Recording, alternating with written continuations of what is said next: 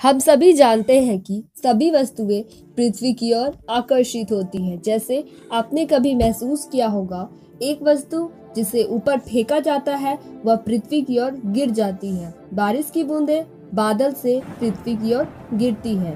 ऊपर की ओर चढ़ान चढ़ने से हम ज्यादा थकान महसूस करते हैं बजाय नीचे की ओर चढ़ने से।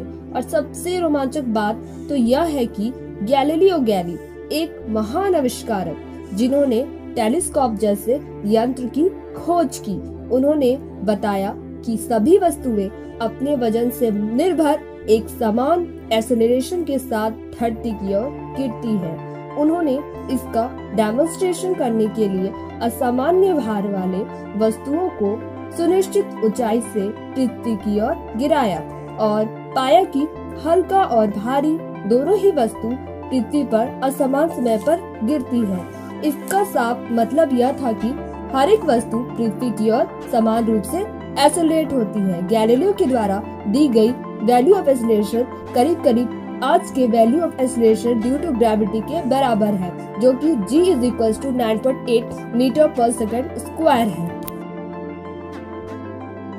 क्या आपको पता है कि ग्रह गति में रहते हैं? यदि हाँ, तो चलिए समझते हैं ग्रहों की गति से जुड़ी हुई खगोलीय इतिहास को। टॉलेमी के ग्रहों के गतिज नियम के अनुसार सभी ग्रह और सूर्य पृथ्वी के चारों ओर चक्कर लगाते हैं। इस सिद्धांत को भूकेंद्रीय सिद्धांत कहा जाता है। निकोलस कोपरनिकस के अनुसार सभी ग्रह सूर्य के चारों ओर चक्कर लगाते हैं। उन्होंने सूर्य केंद्रित सिद्धांत दिया, जो कि 16वीं शताब्दी में दिया गया था।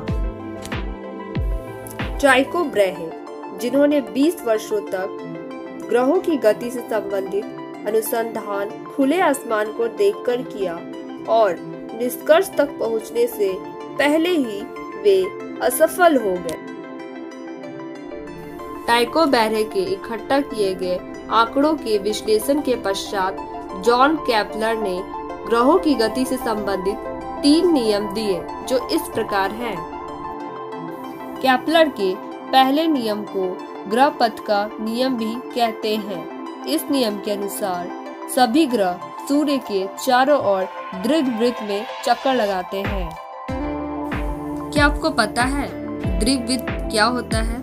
दीर्घवृत्त 2 बिंदुओं से बंधी हुई एक रस्सी को 360 डिग्री के कोण पर घुमाने से हमें प्राप्त होता है। इसी दीर्घवृत्त पर सभी ग्रह सूर्य के चारों ओर चक्कर लगाते हैं। केपलर के दूसरे नियम को क्षेत्र का नियम भी कहते हैं। यह कहता है कि जो रेखा जोड़ा जाता है सूर्य से ग्रह को समान समय में समान क्षेत्र बनाता है। जैसे मार्च से अप्रैल और जून से मई का क्षेत्र समान क्षेत्र बनाता है।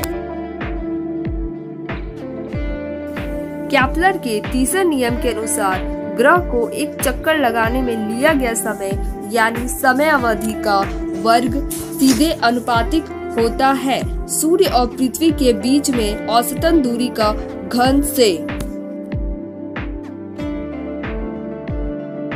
Kepler's first law states that all planets move around the sun in elliptical orbits, with the sun at one of the foci, not at the center of orbit. Kepler's second law states that the line joining the sun and planet sweeps out equal areas in equal intervals of time. Kepler's third law states that the time period of revolution of a planet in its orbit is directly proportional to the cube of the semi-major axis of the elliptical path around the sun.